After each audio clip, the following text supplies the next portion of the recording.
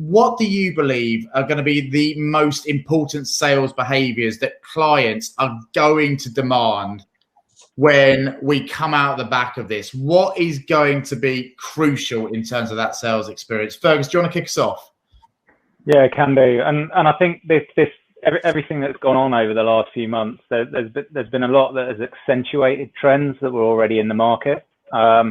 So there's a lot of things that it's just more acute now, and the sorts of things that Paul and David were talking about. When I've confession, I've sold to them both. Those are things that marketers were looking for. Clients were looking for advisors, really, who could help them navigate it's a crazy landscape out there in terms of choice of ways in which they can achieve their objectives. Even for B2B marketers, there's a Martech 7500 at the moment. There are channels coming out of their ears. There's all of these different things which can eat up their budget, but ultimately help them achieve their objectives. Choosing the right combination of those things and choosing when to do those things is absolutely fundamental. And there's still that old adage of 50% of my marketing budget. You know, if I knew which 50% of my marketing budget works or spend works, if I knew which 50%, I would be a rich person, right? So that adage out there, there's loads to experiment with. But fundamentally, if you can advise your clients as a salesperson on how best to engage the most important people to them, which should be your audience if you're speaking to the right client, then and how best to do that, then what you're going to be able to do is really develop a long-standing relationship with them, and you're going to give them what they want, which is credible advice, right? It's advice based upon experience. It's advice based upon an audience that, you know, you will understand on a day-to-day basis, or your business should, better than they do. And it's advice hopefully backed up with data.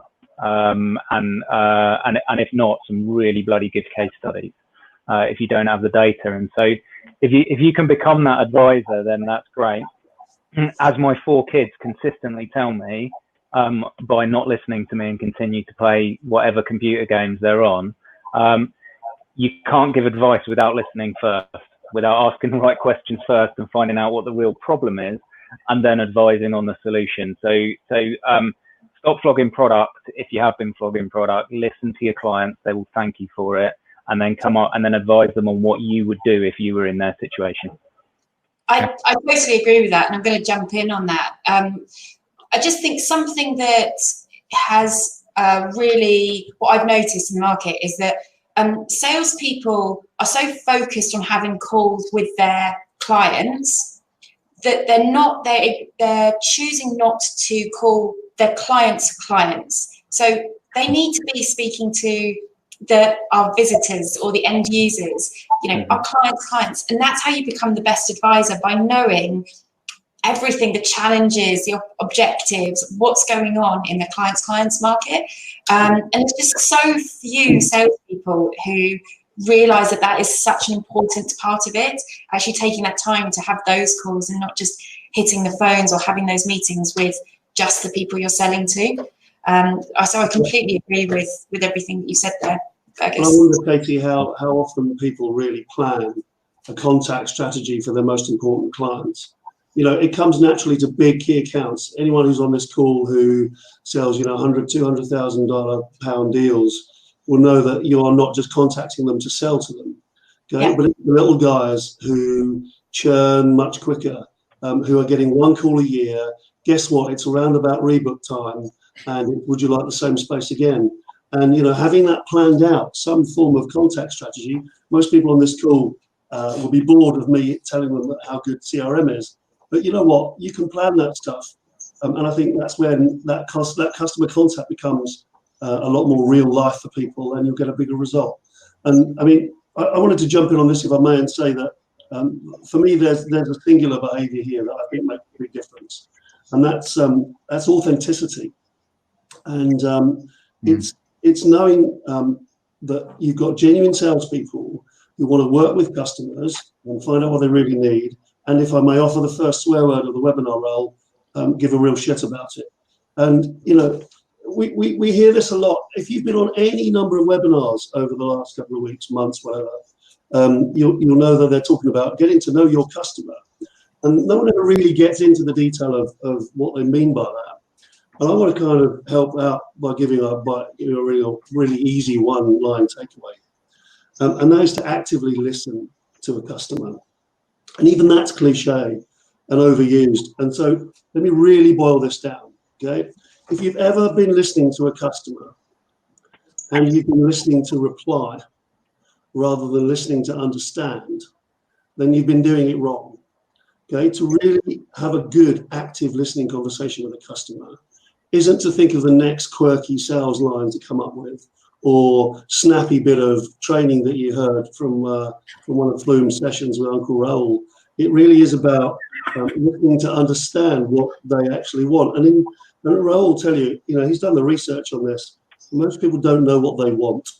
So to actively listen, you can start to pull out some of those things they don't know that they need, those implicit needs, I think, or implied needs they're called. And then you can start to form. So coming back to the top of my rather long diatribe, you can't fake authenticity. You've either got it or you haven't, but you can know about it and you can work on it. And I think that's what a behavior that I will certainly be looking for. You mentioned the bullshit radar. I think I'm the second swear word now, but you mentioned the bullshit radar. And I think that's a heightened state right now. And I think our customers really can spot authenticity when they see it. And that in itself is a huge selling behavior that really works right now. So I'll shut up and let someone else speak. But that's why I think it's going to make a big difference at this heightened state of worry for lots of our customers. And those things, that authenticity piece is a really interesting one because it can feel like, it's how do you sort of create that authenticity, but by going through that process, by adopting, authentic people care about other people. They care about their opinion. Whether they agree with their opinion or not is neither here nor there, right? That's fine. That's about grown-up debate. But you can be really, really authentic by actively caring what other people think and then having an opinion on it yourself. So not just agreeing and saying, yeah, you're right about that. Great. That was a nice chat. Actually, like if you need to put yourselves in the shoes of the marketer. If you're selling to marketers, you need to understand what good marketing is, and then how that relates to your products. And if you can be part of that conversation, then authenticity just comes off the back of it. It's not like a superpower, I guess. And they can tell, focus, can't they? They can tell if you're in it for you or if you're in it for them. I don't think it's difficult for them to work out right now. I think it's really, really interesting. So if I was trying to kind of bring together the summary of what you guys have said, there's a nice kind of mechanism. I did this with Sophie as well, kind of turning it into a process. But you've got number one, might not be the right order, but number one, truly listen to your client and what they kind of want to achieve. Number two, listen to your audience and what they need. And number three, advise authentically. Yeah. Like that's kind of the process. And we didn't set this up, by the way. I didn't know what they were going to say, but that is genuinely kind of the process which brings those bits together. And it is about putting yourself in that client's shoes and thinking, and folks, I think it was you who just said this, but kind of, if I was you, like, and genuinely advising, if I was you, this is what I wouldn't do and this is what I would do. But doing some back work, which is built out of proper listening to the client, the people who really matter, the audience, and then bringing those together through advice.